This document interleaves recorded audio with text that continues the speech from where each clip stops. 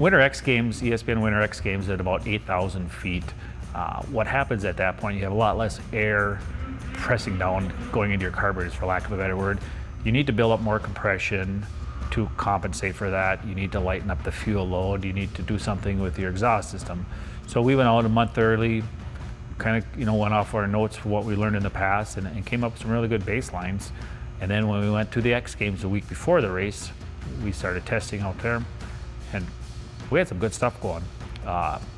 Day before the X Games, some talk about some motors blowing up out there, and possibly backing off timing to kind of take away a little bit of horsepower. And we were thinking, well, knock on wood, we haven't had any issues yet, And then as the day came for the race, the concerns were a little bit more in some of the other camps, and I'm like, good for us, too bad for them,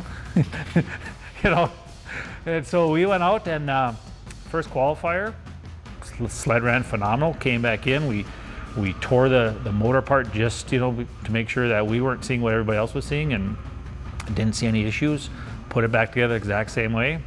Lo and behold, final comes around, we're up on the podium, and we were the only Skidoo to finish the race, I believe.